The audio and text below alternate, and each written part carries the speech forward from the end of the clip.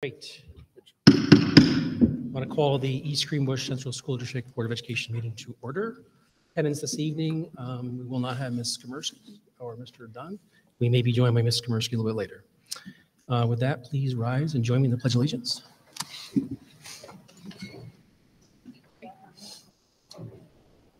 Pledge allegiance to the flag of the United States of America, and to the republic for which it stands, one nation, under God, indivisible, with liberty and justice for all.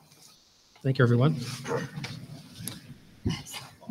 So we have a lot of presentations and business to conduct tonight, so thank you. And for our students, hopefully you get your signatures before we started. The draft minutes, just want to make sure we can do a quorum. Can we do a quorum on these?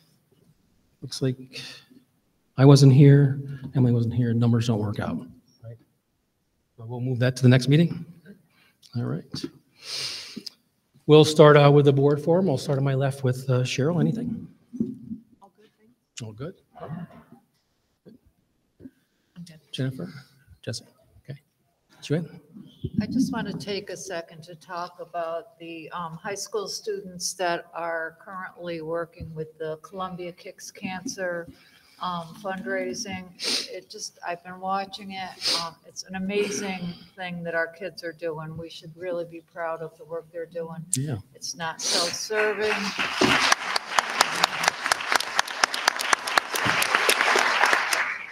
I talked to one of the parents and she was telling me in the last 3 years, they have raised over $75,000 to go towards this.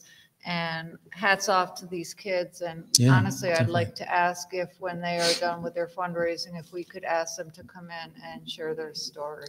Be awesome. Yes, we can do that. That'd be great. Great suggestion. Thank you, Thanks, Joanne. Emily, anything?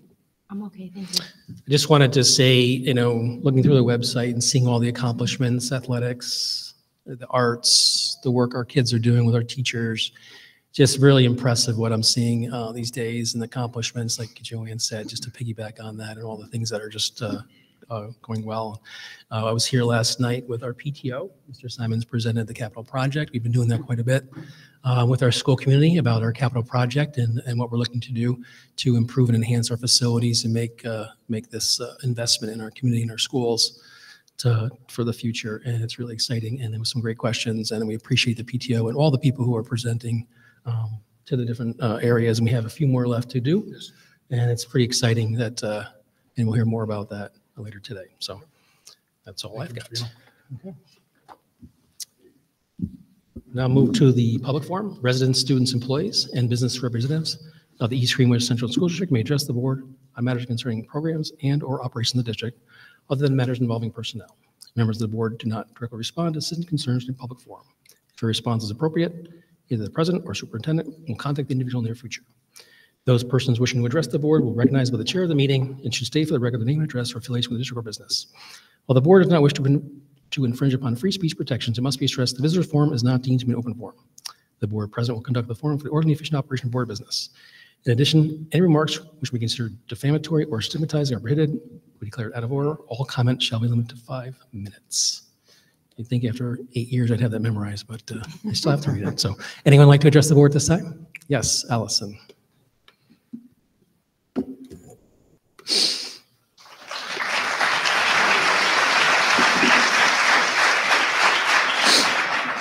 Good evening. Allison Savoca, East Greenbush Teachers Association President. Thank you to the board and to Central Administration for allowing me a few moments to speak to everyone this evening. My comments tonight are twofold: an observation and an ask. For the last several months, we, the educators and related service providers of the East Greenbush Teachers Association, have been attending board meetings, as I'm certain you've all seen.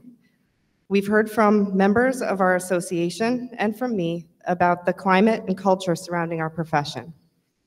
Recently, we've also heard from community members who have taken to public forum to share their personal experiences with our teachers and related service providers, and their words have certainly resonated with me. As you know, I take great pride in representing the exceptional talent we offer to the East Greenbush community, our students, our children, and their families. It's both humbling and reassuring that what we devote our lives to is recognized. The board's general response to vocal members of our school community was related to contract negotiations and how that's a process. At this time, I'd like to offer the association's thank you to the district and to the Board of Education for movement with this process, particularly recently, and it is my hope things continue to progress reasonably and fairly. With this said, the community and the employees of the East Greenbush Central School District are learning of an array of investments the district and the board are making for the community at large. Infrastructure, opportunity for our students and their families, these things certainly are reflective of our greatness as a school district. But tonight, I ask the board and the district to remember that in this human business that we are all a part of, the human beings are the greatest investment we can make now and for the future of sustainability and exceptional quality. None of us reduce the young people in our classrooms and workspaces to data points. Our students are invaluable in the grand scheme of future prosperity. So too are the individuals providing the excellent service we do. I urge the board and the district to mirror the sentiments I share with my membership each and every day. In the people business, the people are invaluable. Thank you. Thank you, Allison.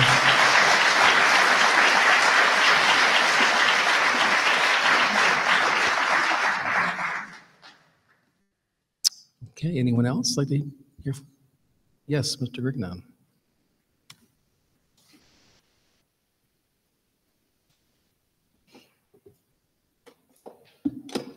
Good evening, everyone. Wayne Grignon, principal of Jenay Elementary School. I wasn't able to at the last board meeting, just to acknowledge I have 3 wonderful staff members that are retiring, Mrs. McHugh, Mrs. Hamill, and also Mrs. Beams, 2 kindergarten teachers and also a first grade teacher. Together, collectively, they have over 90 years of service to the district.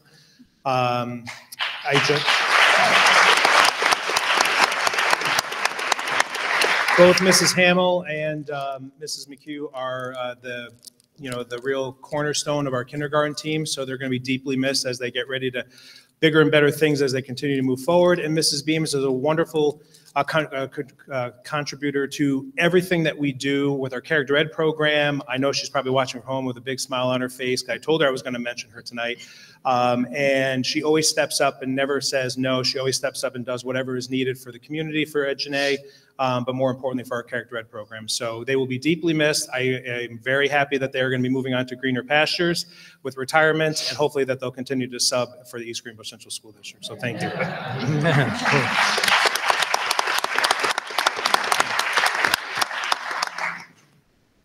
All right, anyone else? Okay. Thank you for the speakers for expressing their thoughts, and we appreciate them a lot. So we do have a very large agenda in terms of presentations and just some information about our planning, some results, and some other things that the board wants to discuss for the future. So we'll get started, and I'll turn over to Mr. Simons for the reports and presentations. So. Yes, Mr. Buono mentioned that we have been meeting with various groups regarding the capital project. We had our meeting with the PTOs last night. We had a representative from each elementary school, 2 from one of the schools, and from the middle school in attendance. We followed up with the parents today who have been interested in helping us disseminate information. I heard reports from some of our principals that they'd gone back to the schools and talked positively about the project, so that's a good thing, and we're going to be connecting with them via email and sending them some information that they can distribute to other parents. Tomorrow night, we're going to the Town of North Greenbush Board to talk with them about the project. They've given us a little time on their agenda. We are also working weekly with our team, Jennifer Mulligan, our Director of Business and Finance, Paul Bickle, our Facilities Director, our architect, Pasquale Marchesi from Labella, and representatives from Turner Construction to review the estimates for the scope of work that's being proposed.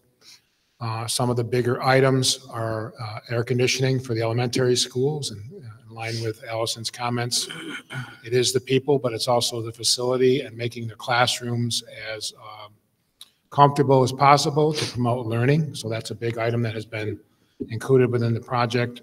There are some improvements to the library media centers, the athletic fields, and some of the other infrastructure issues that we typically have to address in a capital project. There's a significant portion of the project dedicated to Goff Middle School.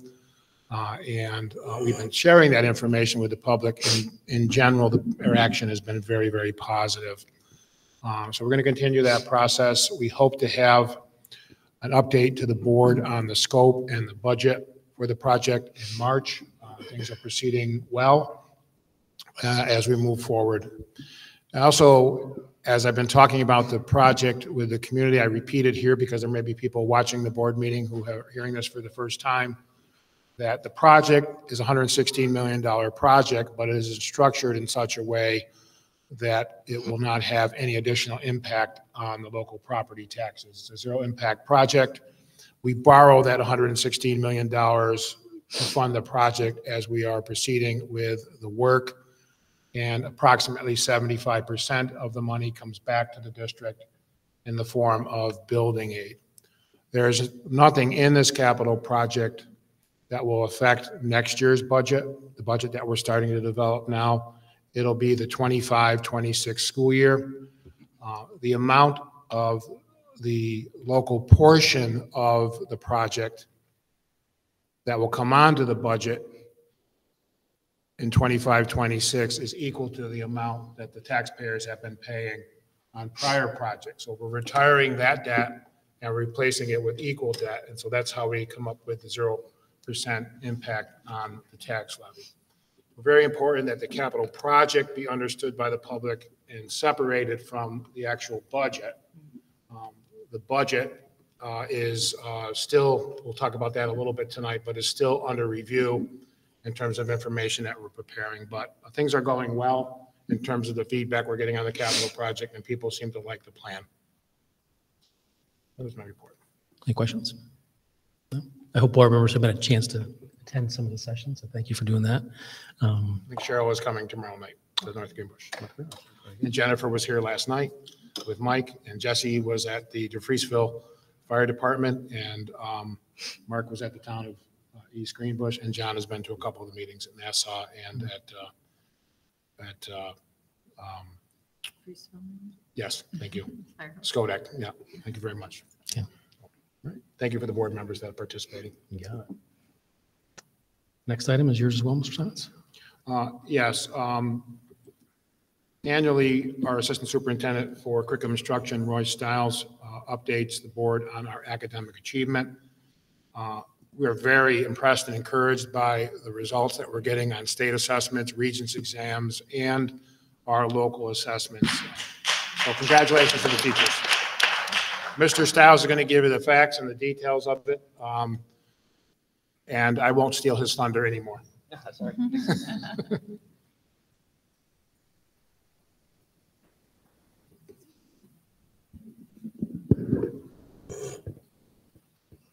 Sorry, Mr. Alvey. I'm going to try not to keep my back to you the whole time.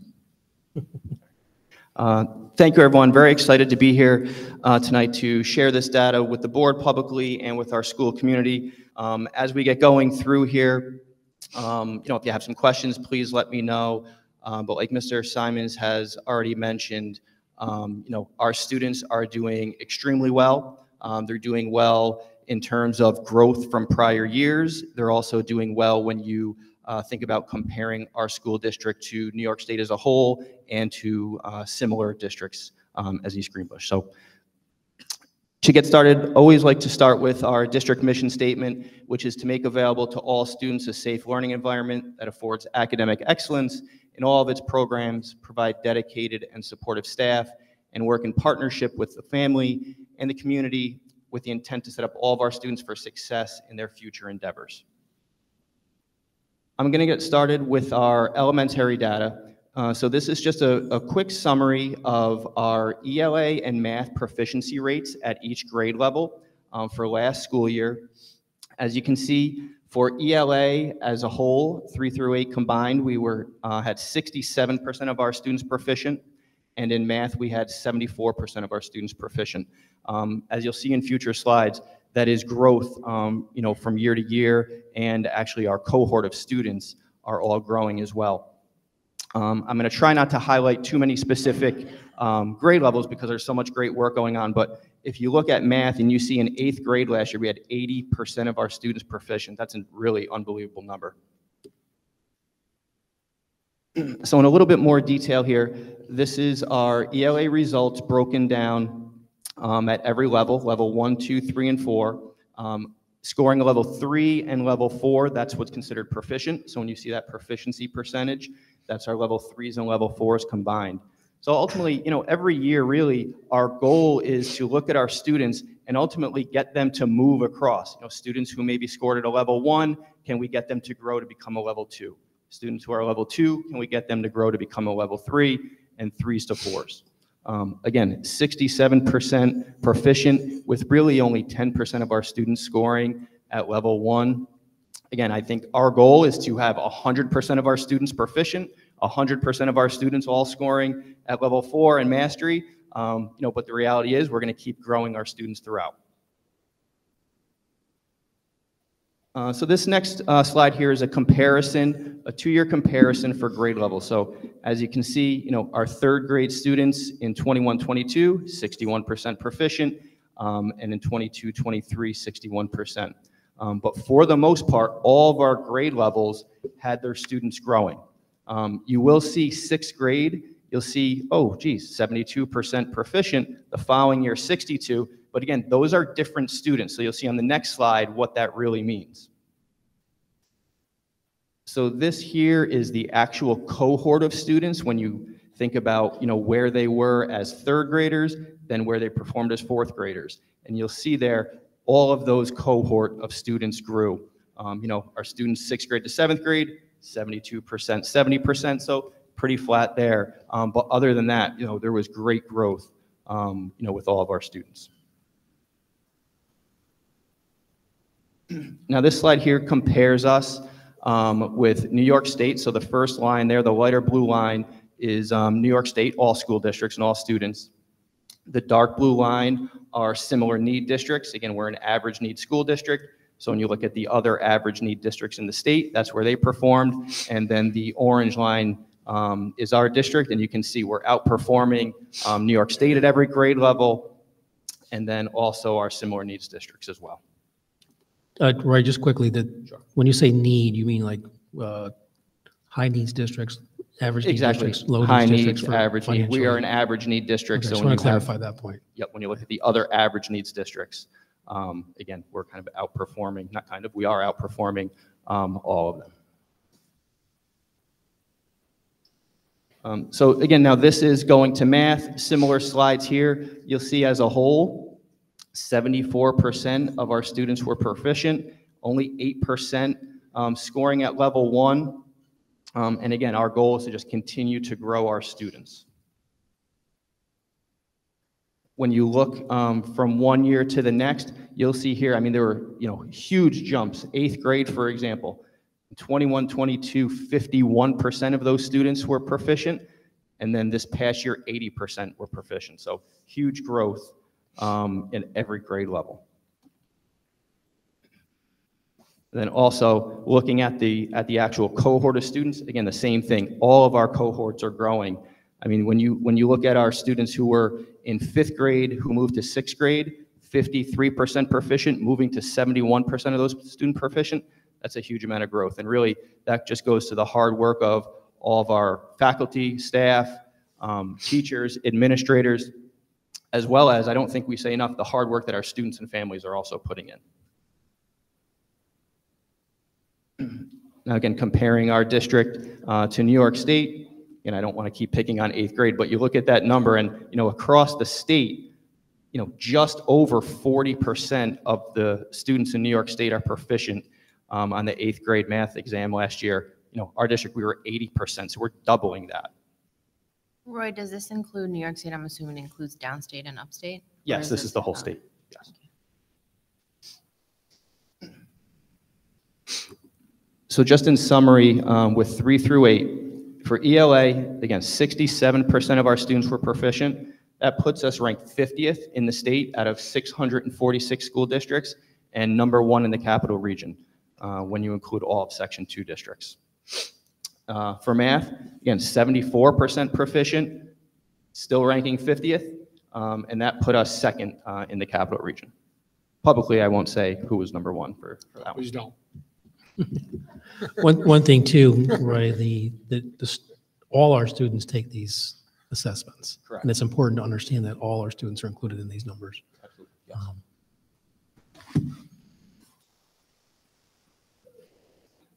Absolutely, yes. Again, even though we're doing great work and our students are performing and outperforming the state, I think it's always important to make sure that we have a growth mindset and think about what are the steps that we can do and are doing to continue to improve.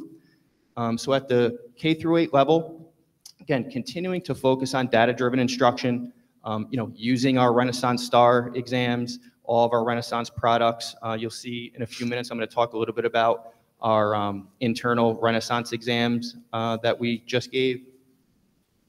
We are transitioning to computer-based testing. So we made a purchase program called Edge Elastic, which is now changed to be calling pair assessment, which is something that is going to help prepare our students for that computer-based testing. Increased use of our Renaissance instructional practice products, which have been really great. We're always continuing to update our curriculum maps. We've purchased many new resources over the last few years.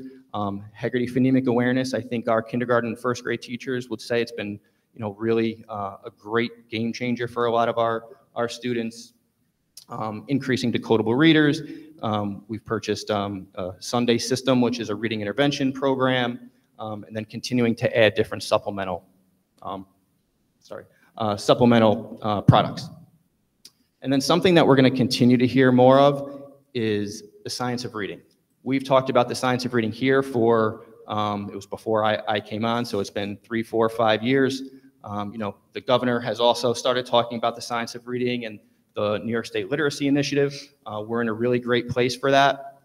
But again, continued embedded professional development around the science of reading. There's been book studies. We had over 40 of our teachers and administrators sign up to be part of what's called a micro-credential through SUNY New Paltz for the science of reading that Questar was able to offer. And then again, we're always having our staff attending conferences throughout the state, locally, and nationally.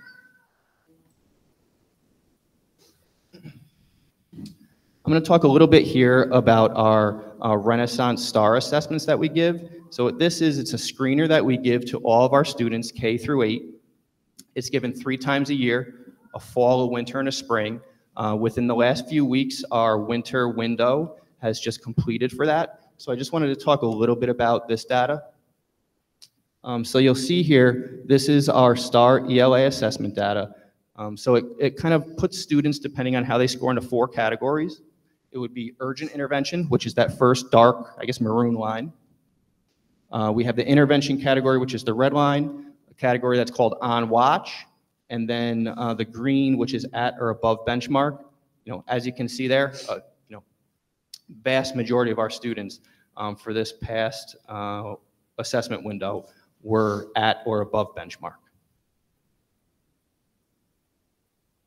This is the same thing, just these are the results from Goff Middle School. Again, same idea. Vast majority of our students are at or above benchmark. Similarly in math, again, the same thing as you see there. We would be very concerned if all of those colors were opposite. If we had a maroon, that was the larger line, and the green, which was the smaller one. But again, you see here that just a huge percentage of our students are showing throughout the year that they're at or above benchmark. Something that we started doing or in the process of doing is taking a look at this data from last winter and seeing how students scored on this assessment last winter compared to how they did on the state assessment last spring, and how much is it correlated to show, do we have 95% of students that are scoring that at or above benchmark? Are they also scoring 3s and 4s on the state assessments? So we're really in the process of kind of digging into that data and seeing what is that correlation. Just briefly looking at it, I think there's a pretty high correlation with that. Again, very similar, this is the Goff data as well. So just to summarize our Renaissance assessment data from the winter, when we talk about proficiency, I'm going to put that in quotes because it's not kind of the same proficiency as the state assessment. But when we think of as a district, what students are proficient on our STAR assessments, we're taking that green category plus the yellow category, which they consider on watch. So for ELA, about 80% of our students fall under proficiency there. And for math, it's about 84% of our students. And then something I really wanted to highlight here is, again, students are growing. So when you look at our STAR ELA results and you look at how students did in the fall, and then you look at how they did in the winter, 71% of those students showed what would be considered typical to high growth. So, depending on how a student scored in the fall, these are nationally normed. It would say, okay, that student would be expected to score X in the winter. 71% of our students are doing that or outperforming that in ELA. And then in math, it's 67% of our students. So, what our classroom teachers are able to do is look at that fall data clearly, and they're meeting the needs of the students because it's showing in the winter that they're growing. So before I move on to our high school results, any questions or comments? Right, the Renaissance, is it pretty predictive of how students are going to perform on the state assessments? I mean, you see that alignment.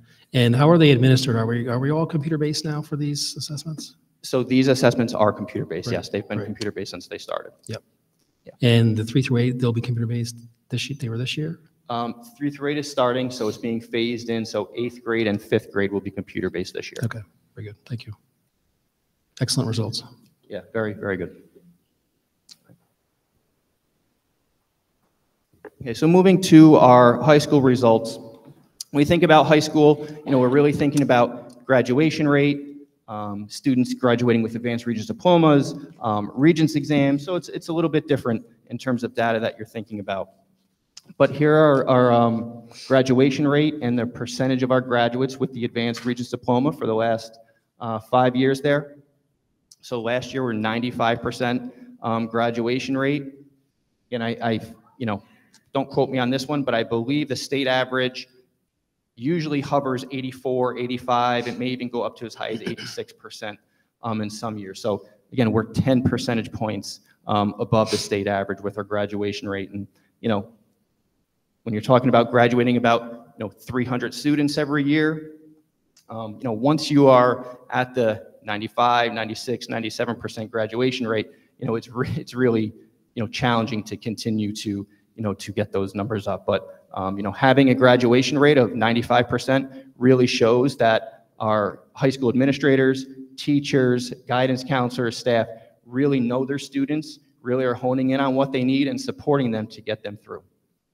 Yeah, I want to echo that. I think, with between the teachers, administrators, and the programs that we've supported as a school community has really helped to get those students, cross that finish line to get that graduation and get that diploma. And I really am impressed by the way that has happened over the last few years. So excellent numbers.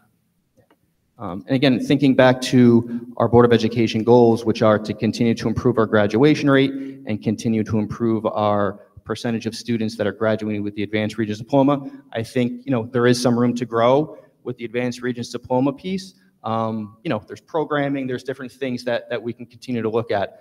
But again, we're doing a lot of really great work there. So this here is the percentage of students that passed each of the Regents exams last year. And again, all very, very high numbers. Again, don't want to point out any of them here except for, you look at geometry, 97%, U.S. history and government, 97%. The next slide here, this is that comparison to the state. And you can see every single Regents exam, not only we're outperforming the state, we're outperforming similar needs districts, some of those by a lot. So, our teachers clearly are doing a great job, programming students well, really meeting the needs of students. Again, thinking about always how can we improve at Columbia High School, it's really continuing to utilize our student data, identifying and supporting students that are at risk, which I think the high school does a really great job with. Also exploring what are our course and program options to ensure that we're meeting the needs of all of our students. And you see every year we're looking to add different courses. Down that last bullet there is, looking to increase our pathways for graduation for our students. Hopefully going to be talking to Mr. Harkin in our art department. There's a new art pathway that we're going to be looking into. We're always updating our curriculum maps, and really that continued work with families to make sure that we're developing plans to make sure that students are successful. Any questions at all? Questions or comments, board members? Jesse, yes. I really appreciate that overview, Mr. Stiles, and I always appreciated your work. I've known you since Carroll Hill, and the ELA work there, and here, it's just great to hear. I especially appreciate the growth mindset and focusing on just continuous improvement. It's very encouraging to see the metrics, how we're performing on a statewide basis, and versus similar needs districts as well. One thing I always think about that I always talk to my kids about is I always wonder, when you see something working really well, first thing I think is how great can we be? It's always great to be doing wonderful. And I just always think, to where can we get it to? And I think, talking about continuous improvement, you definitely made that point that's exactly the mindset that we're approaching it with. And I appreciate that. Great, thank you. And really, I think it really goes back to our teachers, our administrators, the staff really meeting the needs of our students, not being afraid to make changes, not being afraid to look at programming, add programs. We do I don't know if days go by where I'm not getting a request, can we look to purchase this because we think that this is going to support this level of student? Can we look at making a tweak to this program because we have this group of students that are going to need something? So, it's really easy when we're doing well to be complacent, but I think continuing to have that growth mindset and not be scared to make changes that are going to better our students. One comment I want to make too is that when we had during COVID, right, when it hit and the funding that was available, we really took a lot of thought into how can we engage students, how can we support students, how can we do those things to invest in our teachers and professional development and our students to reduce any kind of learning losses. We're hearing a lot about that now, seeing more funding available for that. But the district and the board and the community here, the school, teachers, everybody really did a great job in making sure that those students stayed current, and the results really are impressive, thinking about what we all went through during that time period and maintained and even improved and grew over that time period as well. So I think it's really a testimony to the teachers and the administrators and the teams looking at things and doing the right things for kids to get that intervention and to get that help and support as soon as possible in a very challenging environment. And so very good. Yeah, I was just going to add some of the same comments. I know there were some, losses, especially in math, and we were, trying to kind of fight our way back up. So these numbers were just great to see, and kudos to all the instructors and faculty and staff who I know have been putting in the hours when you were instructing via home, back in the classroom now. And I am on the curriculum committee, so I know a lot of what you were saying. I know so many of you are piloting different programs constantly to see if it's going to work, and it is working, so I appreciate it. Thank you. Yeah. Thank you very much. All right, moving from the student data into some discussion items. And we talked a little about this last time about investments and some next steps around some things Ms. Mulligan presented, and turn over to So Jennifer's going to present Jen this. to kind of open up the topic for us. Yes, thank you. So in early January, I reported out that we began doing some investments in accordance with the district's investment policy, purchasing some treasury bills, and we're continuing to do that.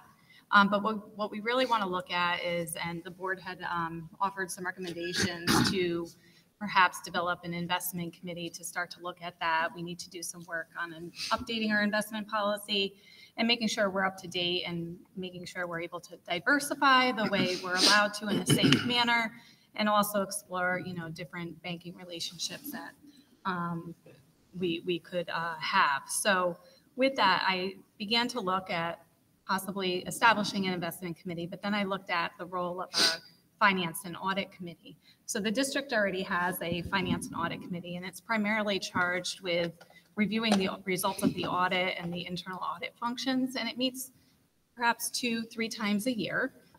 So I was looking at it and saying there's an opportunity to perhaps enhance just the type of work that committee does to include investments and other finance-related matters. So I wanted to make a recommendation to, rather than creating a new committee, is to have that committee review its charter and make recommendations for updates. So that was the first piece I wanted to review with you. I'm looking for support to do that. And then the second piece is, since January, we also met with a professional service provider that provides data liquidity management tools. It's an organization called 3+1. And I'm also looking to bring them in to maybe present to the committee in terms of the types of services that they could offer to maximize the value of the cash, the excess cash we may have, to have it work the best for us. And basically just expand the capacity to develop a really good investment program for the district. So that's what I wanted to provide an update on. I didn't know if any of the board members had any questions or comments on that. On the Finance and Audit Committee now, are there staff members, community members? Like, who comprises that? So the committee is, I'm not familiar with the exact structure, but we do have a couple of community members on it. There's at least 1, maybe 2 board members on it, and also staff. So the actual accounts I couldn't recall offhand. Yeah, I like the idea of wrapping into an existing structure rather than creating a new structure. And so I guess that would take a modification of the policy. Is that what? A modification of the charter. The charter. Okay, so the charter, and then the committee would consider the charter. The committee can approve the charter changes, or does the board have to do any changes to the charter? I believe so. I think it's regulations. Okay. So, but I think it would be good to report out on what those changes could comprise of her feedback. Is everybody kind of informed with support going in that direction rather than creating a new committee?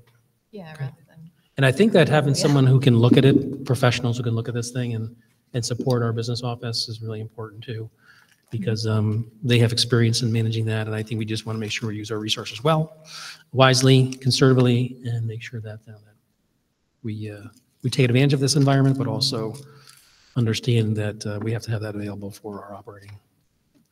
Obviously, you'll take care of that stuff, right? So, is everybody supportive of moving that direction? Yes. All right, so we'll do that with the committee, and we'll engage this group and get some more information with the proposed charter changes. Thank you. All right, so Jen. Next discussion item is the projected enrollment report. We've seen this as a board. I think it's also on the website. Yes, it's on the website, and we presented it to the Budget Review and Advisory Committee last week. All right. Just want to say a few things about it. The enrollment projection study is done on an annual basis by the Capital District Region Planning Commission. And it's an important tool that the board looks at in terms of planning the future of the district. Looking back 20 years on how many kids we were serving 20 years ago, but also looking forward 5 years.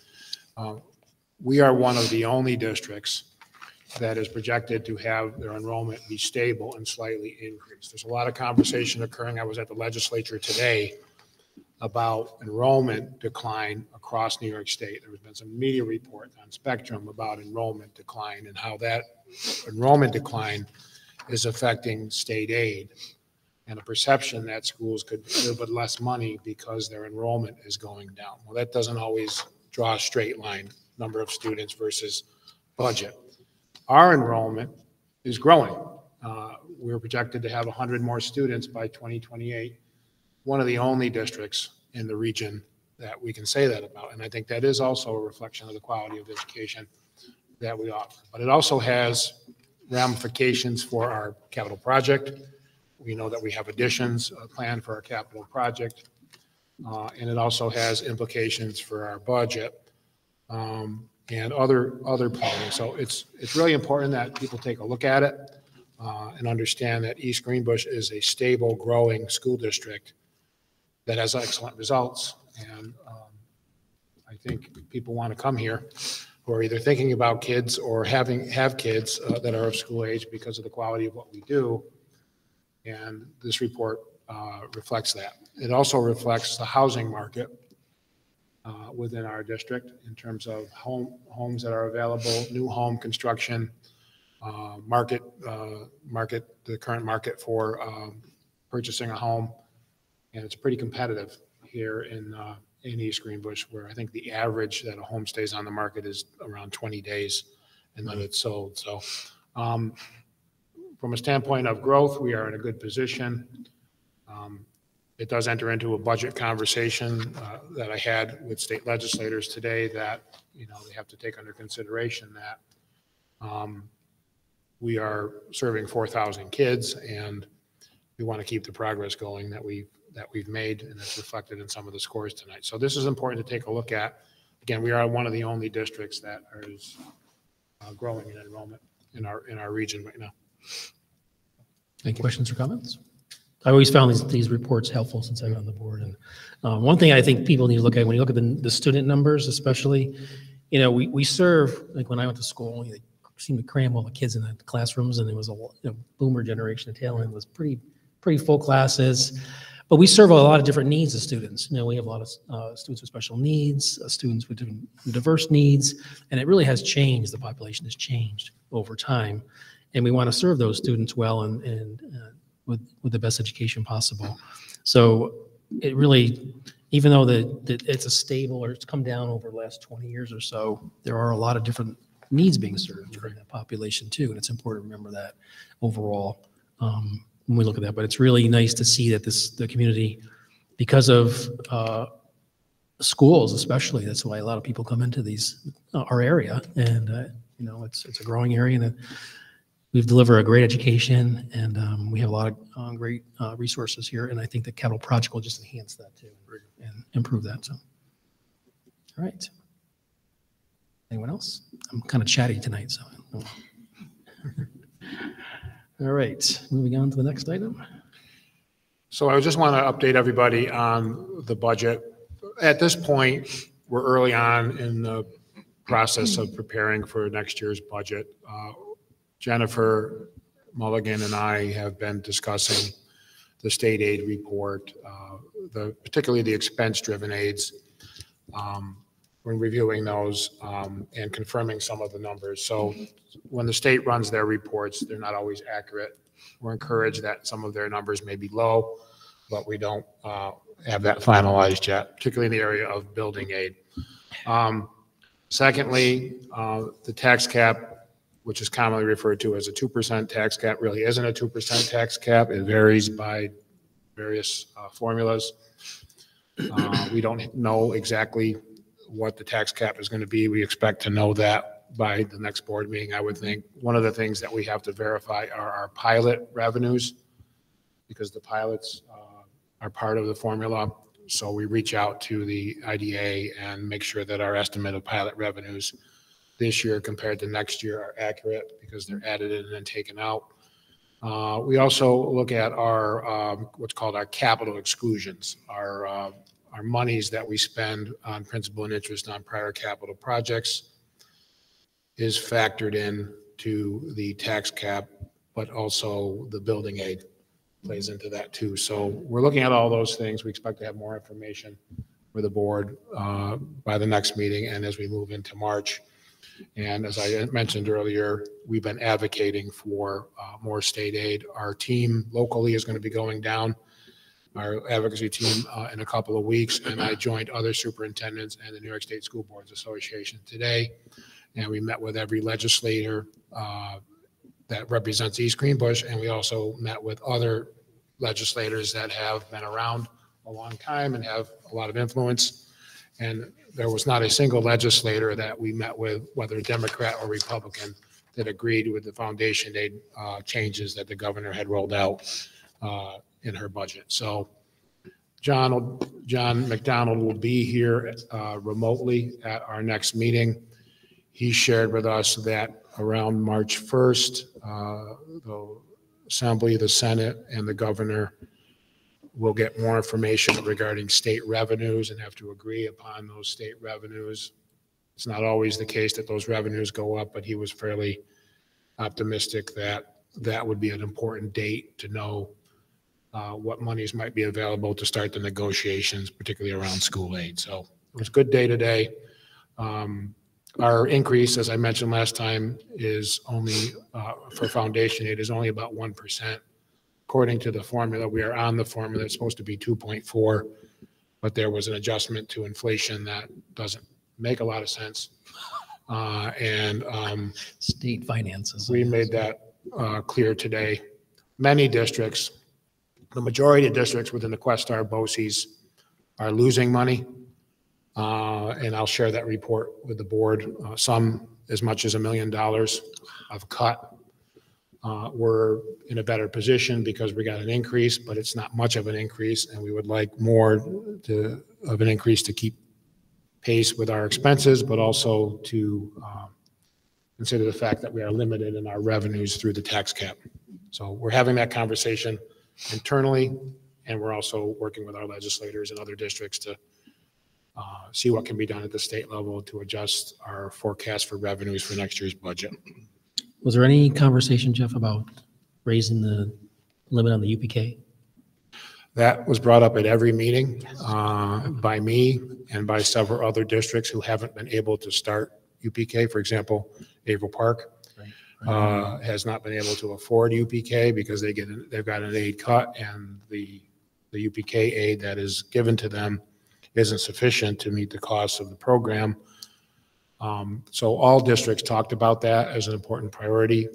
It was, in some cases, the legislators or their staff have a better understanding now than what they did. We talked about the fact that there's a large allocation that's sent out to school districts that we can't spend because of the $5,400 limit, and that UPK is a priority for our district. We also talked about the inequities in the way that the free meal program is qualified. We talked about the retirement waiver being an important item to our district. We basically covered everything. Good. In kind of a unified front. It was very, very good day today.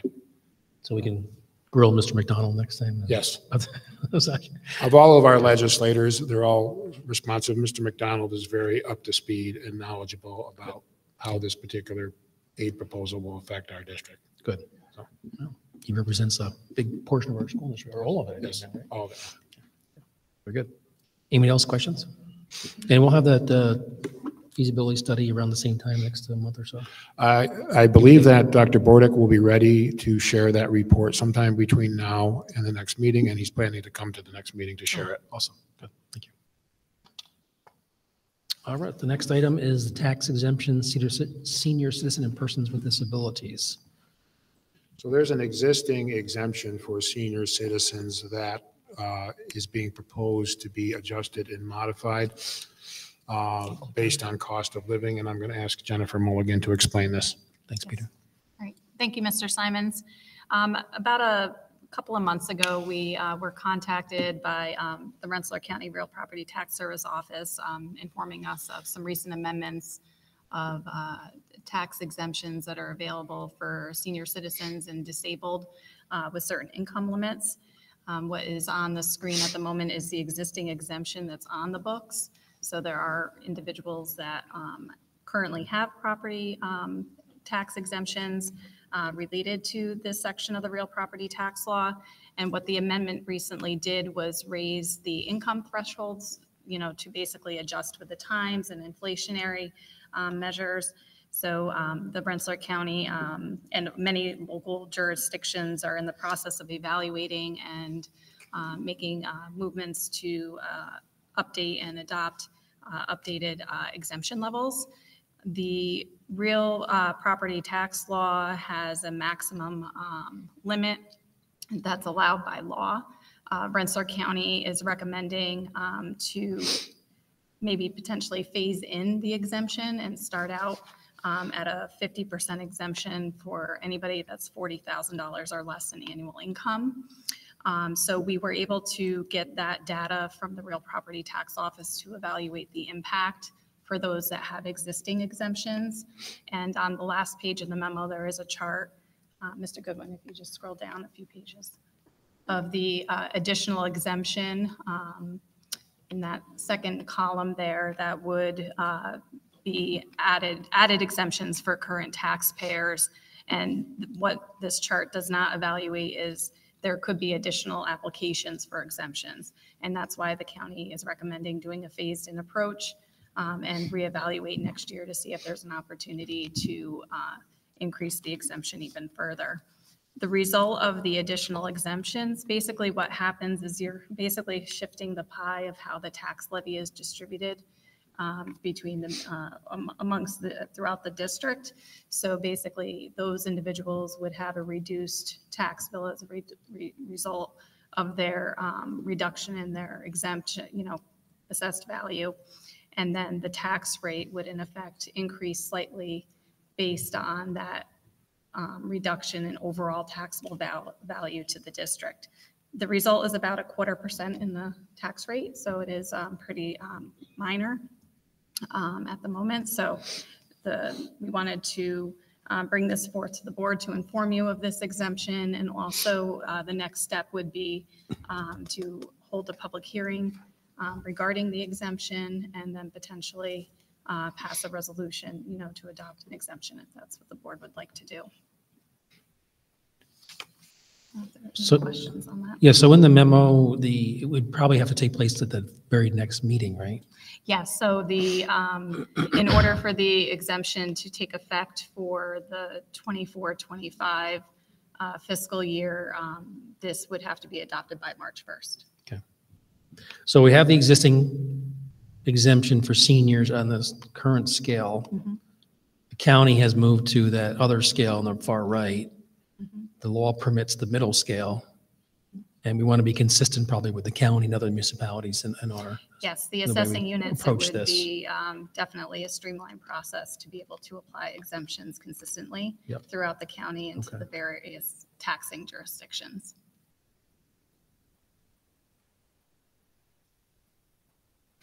Any questions? Any concerns? The only thing I would add for the general public is that the district doesn't lose any revenue from the tax levy. The tax levy is just distributed. It's redistributed differently, right? And affects the tax rates, but we don't lose money by the board approving this. And there's a lot of seniors already getting Yes. some sort of exemption based on this, yeah. Receiving this just changes the income eligibility level that would qualify Okay. for the exemption. Concerns? So move forward? Yes, I support it. I don't see why not. I mean, it seems to be consistent with it just kind of realigns things to current, times, right? It's been a long time, based on that, 2000 what, 6, 7? Yes, it was the last time 20 there years. were adjustments. It actually was a phased-in approach over a few years. And the last year was back in 2010, I believe. Okay, so at this point, let's plan on a public hearing hearing. section, Mhm. and then a conversation and hopefully a resolution to move forward. Quick question. Yes, Jeff. What age are we considering senior citizens? Just for That would us? be guys with the gray hair and 60 years old. No, I don't know what that is. At levity tonight, right, no? 62 or 65. I feel like it's 62, but I didn't. Oh, I'm almost there. I don't have that information available. I'd have to verify that. So we'll get back to Jesse on that. And it's also persons with disabilities. So. Disabilities Yes, as well. yes, there's correct. 2 sections of Yep. the law. All right. Thanks, everyone. And we'll see them on the next agenda. And then pilot overpayment. So payments in lieu of taxes, I mentioned that earlier, are agreements that are made and approved by the Rensselaer County Industrial Development Agency that provide incentives for business growth and job retention. It's a reduction in someone's full value of their property and the amount of taxes that they pay. So this is related to an existing pilot and a payment schedule issue that impacts our district slightly. So I'll leave it to Jennifer to explain it in more detail. Thank you. So the district was recently notified from the Rensselaer County IDA that one of our pilot agreements had basically advanced their pilot payments. So their current schedule, basically the first 3 years is at a certain level of payment, and then the next 3 years it advances and increases slightly, and so on and so forth through the 20-year pilot agreement. Well, back in starting with the 6th year, they started paying in advance, which was like about $10,000 additional each for over a course of the remaining 15 years. So every 3 years or so, there was a $10,000 overpayment. Now that's for all the taxing jurisdictions. So that total overpayment was approximately $50,000. The district is obviously the largest taxing jurisdiction, so that impact was about $35,000. So we just wanted to inform the board that the county IDA ended up refunding that money back to so they're in accordance with their payment schedule now, which our anticipated revenues under our pilots will be slightly less this year as a result of that. But at the end of the day, the district still received the pilot. It was due under the agreement. It's just a timing of when those payments and revenues were received. So we just wanted to make you aware of that. Just a FYI. Yep. Got it. Just to put in perspective, and I know you're working on this, but what's our total pilot revenue typically? It's around $6 million. 6 million. So it's a big number right now. Mm-hmm. Very good. Thank you. Any questions? No? All right. Moving on to regular business. First item, approval of programs for resident children with disabilities. Any questions or comments? Need a motion to approve that. Joanne, I need a second. Jennifer, all those in favor? Approved. We have two policies at first reading. The first policy, homebound instruction. Any questions or comments for first reading changes? These are ones that policy committee has looked at and The policy committee has reviewed these, and these are related to state regulations that have changed. Okay. Pretty straightforward. Yeah. Okay. All right. Need a motion to approve the policy at first reading. Jesse, second. Jennifer, all those in favor? Approved. Next one, similar situated. Anything to highlight there? Timeout and physical restraint, first reading. The only thing I would add, I spoke about this at a previous meeting, is that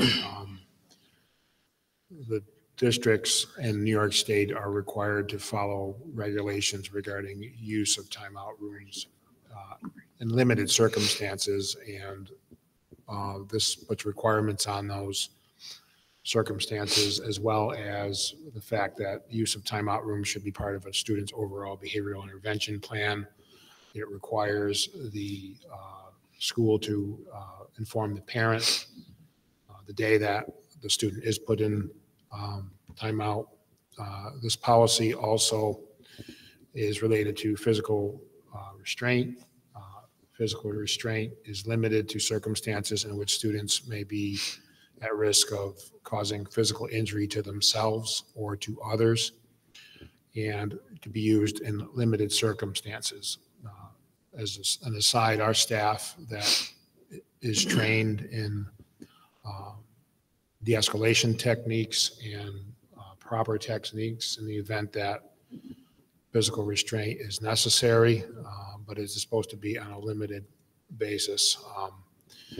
This is another policy that's being brought into line with state education department regulations that have changed, and is intended to make sure that districts use positive behavioral interventions and strategies to address students' behavioral needs before moving to these other more restrictive responses. Good. Thank you, Mr. Simons. Questions or comments on the policy? Seeing none, I need a motion to approve that. Joanne, second. Somebody? Cheryl, all those in favor? Approved. Next, we have the nomination of Mr. Mark Mann to serve a second term on the Quest R3, third term. Wow, time flies. Huh? Pay increase. Thank you. Now it is appropriate for me to make a motion. I'm not sure if it's appropriate, but I'd like to make the motion. Very good. I'll make the motion. I need a second. Jesse? All those in favor? Approved. Thank you, Mark, for doing a third term. Quest R3 board, having the representation of the East Greenbush Central School District, which is the biggest component, I believe, in the BOCES at this point. It's important to have a voice at the table when things are discussed and to bring our perspective to the group. So appreciate that, Mark. We have a transportation bid, McKinney-Vento and special runs. I know this has been a challenging issue. Any background, Mr. Simons?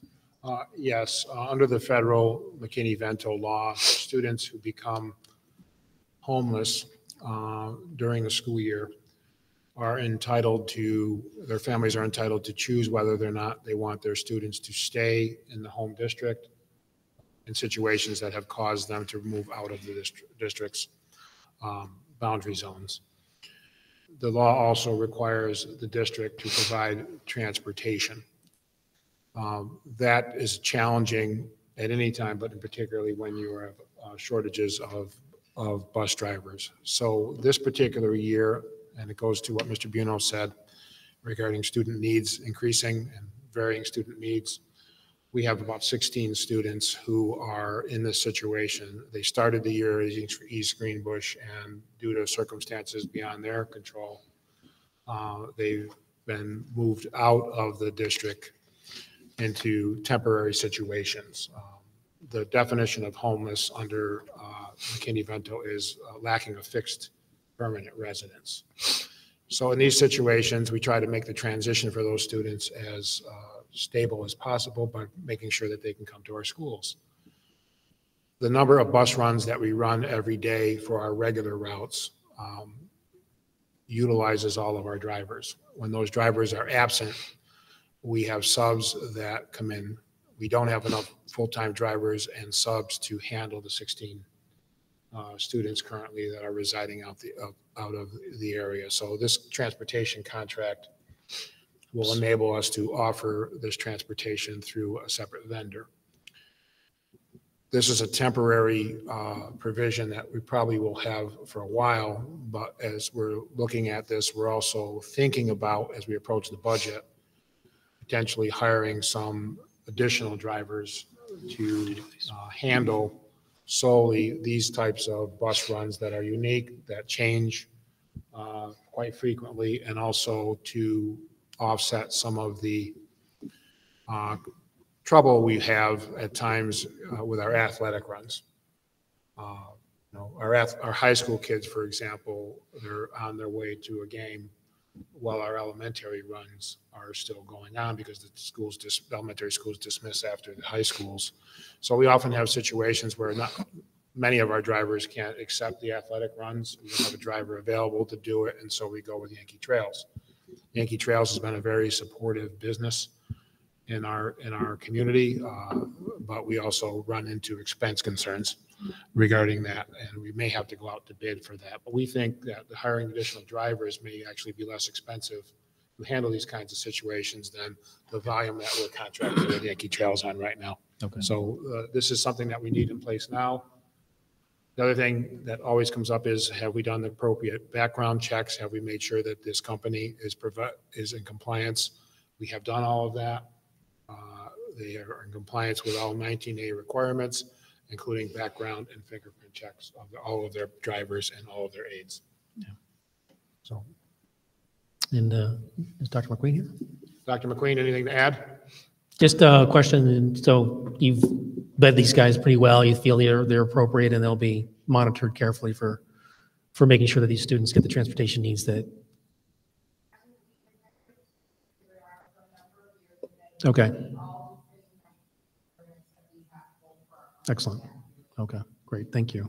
We go as far as New Lebanon, Schenectady, some pretty lengthy distances. New Baltimore. Wow. Yeah, New Baltimore.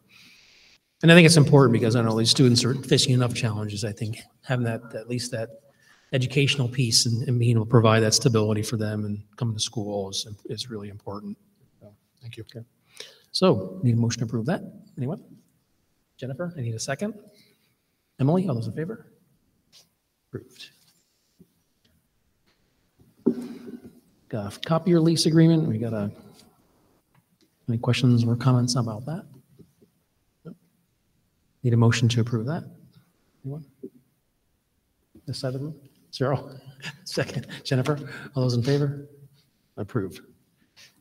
And then we have the resolution to approve the establishment of the girls' football varsity head coach and assistant coach positions to start our new program. Any questions or comments on that? Need a motion to approve that? Mark, second. Jesse, all those in favor? Approved. I did just have one question. Yeah, Are I'm we- sorry. That's okay. I I mean, missed I it. was going to support it, but are we Okay. anticipating that it could start this spring for this Yeah. spring season? Oh, Yes, that's Mr. great. Yes, Mr. Stiles attended a kickoff with the New York Giants today, who are providing some funding. I don't know, Mr. Oh, Stiles, that's I had to be at the legislature, so Mr. Stiles got to do the New York Giants. The hard so- hitting. Yeah, I huh? didn't tell Mr. Simons I was playing catch with Eli for a little while. No, it was a great event with all of the school districts there that are going to be participating this year. Representatives from the Giants were there as well. They're giving $30,000 to Section 2 to get this started. So everyone's really excited. I also want to thank the Teachers Association for working with us on the stipend for the Very new good. coaching positions. Thank you very much. Awesome. Yeah, we hope for a successful kickoff. Very good. Yes. All right. That concludes our regular business. We'll move on to committee reports. Ms. Cannon is not here. Jennifer? Yes, thank you. We had our BRAC, our Long Range Facilities Planning Committee meeting on January 30th. And at that committee meeting, the Capital District Regional Planning Commission, Ms. Madison Harisco, came and presented the 24-25 enrollment projections. Mr. Simons had talked about that already. Basically, the projections are going to remain relatively stable with a slight increase over the next several years. So we reviewed some details regarding those projections. And then also Mr. Simons gave a presentation regarding our capital project planning, a similar presentation that we've been giving out into our community groups, and had a lot of good questions and dialogue regarding, the project, and a lot of good energy regarding that. So that was the nature of our committee. Great. Any questions for Jennifer? No? Thank you. Right, anything? None at this time. Had that long presentation ready, so you're good. Okay, Mr. Simons. Yes, our district health and safety committee met on January 22nd virtually. We talked about the new workplace violence prevention policy. We're working with our committee of employee groups as well as Questar BOCES to fulfill those requirements, which include a risk assessment. That risk assessment process has started with Questar evaluating our buildings. They've been joined by Jeff Tooker and I think some other members of the staff.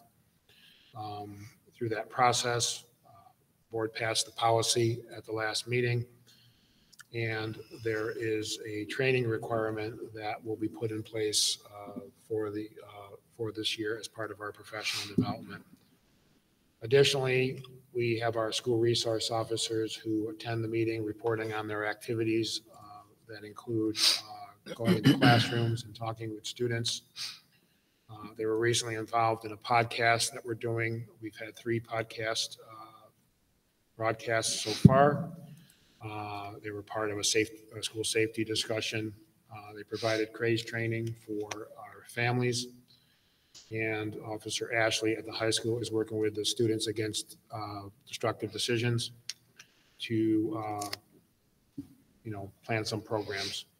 Additionally, there's educational programs going on regarding the dangers of vaping and some of the substances that are included in vaping, including fentanyl.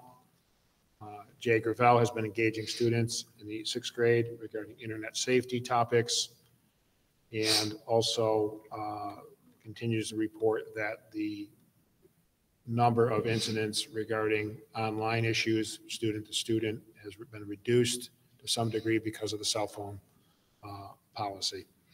Our school safety supervisors are engaging in ways with kids that are fun. As I go into the Goff Middle School, it seems that there's a lot of respect, mutual respect from the school resource officer, the safety supervisors, the staff, and the students. We're looking at an app whereby our administrators can have their safety plan information in the event that they're outside the office on their phones. It's relatively inexpensive. I also reported that myself, Mark Adam, and Chief Rosinski have been invited to be part of a panel at the New York State School Safety Summit, which will be occurring April 17th. The chief and I and Mr. Adam are planning how we're going to proceed with that actually tomorrow. Nurses have reported while there has been an uptick in flu and COVID, it has been fairly manageable. They're seeing more cases in the staff than in the students. Mr. Mann was in attendance. He asked about how we were doing with the stop arm camera program. We were delayed in getting some data for a while due to an issue at the company, which is now providing the data. And the data still shows that there are a number of incidents in which motorists continue to pass the school bus, particularly in certain sections of Columbia Turnpike.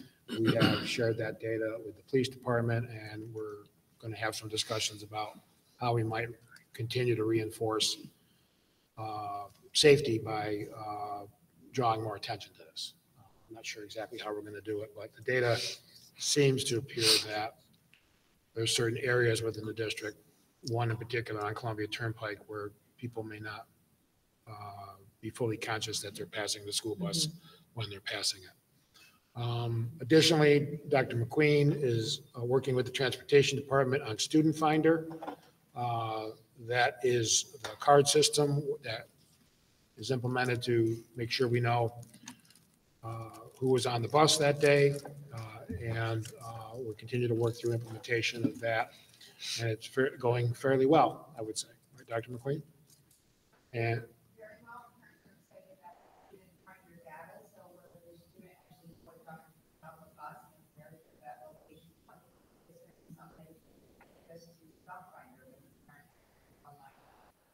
excellent.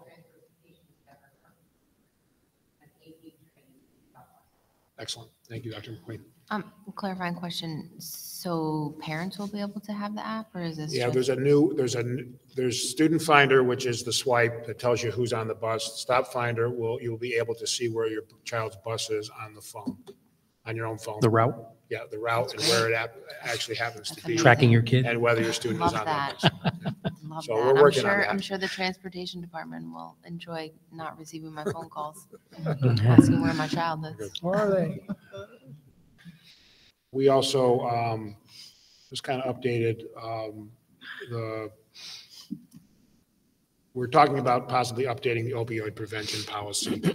We currently have an opioid program and have Narcan in our middle school and our high school. We're talking about the possibility of expanding it to the elementary schools. The program is not generally aimed at students, but it could be, or adults that work in our schools, but we have lots of visitors into our schools, and we have a national epidemic. And the county has really tried to encourage school districts to have these opioid prevention programs that involve access to Narcan and training for staff. So we're thinking of expanding that to the elementary school. Scary. And that was our safety committee meeting. It's a very good group. We're getting more parents that want to be part of the committee. Good. As we've had the CRAZE training, for example, and we've done other sessions for parents. People have stepped forward and said, well, we'd like to be involved. They may work in emergency services, or they may have a particular expertise and they want to be part of the safety committee. So we're welcoming new people to the committee. Yeah. I mean, that vaping stuff is pretty scary. I think that getting the education on parents and kids, awareness is important. Yep. All right, thanks, Mr. Simons. Moving on, table motions. We have no table motions at this time. Old business, board members, anything? And I was going to bring up the UPK study, but it sounds like we're going to be seeing that soon. Moving to the consent agenda. Questions or comments on the consent agenda? Anyone? No, okay. I need to move those items by consent, A through F. Anyone? Motion? Joanne, second. Mark? Those in favor? Approved. No addendums. New business, board members, anything? No. It's gonna be a busy few months with budget and all kinds of stuff happening, capital projects, all good stuff. And public forum, anyone? Remaining souls that are here? No? Good to see you. Thank you for staying. And board forum, start with Emily. Anything? I just want to say I recognize that it's a really busy time of year, and Yeah. I think everyone's efforts in the presentations and the advocacy, I just want to thank our staff for that. Yeah. Thanks for saying that, because I think, we've taken on a lot, the administration's taken on a lot Yeah. between, the budget challenges, the capital project, planning on a pretty aggressive schedule. So yeah, I think that's important to appreciate their It's a efforts and what grueling they're time of doing, the and year. I appreciate you. learning, saying that, yeah. a lot of learning going on, new staff, things like that. So thanks for saying that. It was important and good to hear. Joanne? Jess? Jennifer? Yeah, agreed with Emily. I did attend the session here last night. There's a lot of information available. It seems from the audience that was here last night, it seemed like they were very supportive and interested in the capital project, in trying to view it as both a project certainly for the district as well as for the community. And so I hope, others that are listening or here tonight who haven't attended one of the sessions will to really find out about what's being planned. Thanks, Jennifer. Thank you, Jennifer. Mark? Good. Cheryl? Okay. And we started the meeting with a public forum and, Allison's comments, and I thank you for those. I really appreciate that we're all working together. Your presence and the team's presence and the teacher's presence has been appreciated. And thank those community members who came out. So I hope, we can move forward and things are progressing. So that's good to hear. So with that, we do have a need for an executive session to talk about labor negotiations. That's correct. And so concludes our session tonight. We don't anticipate any business afterwards. So with that, I need a motion to approve, go into executive session. Jesse, second. Joanne, all those in favor? Approved. Have a great night. Thank you, guys. Appreciate it.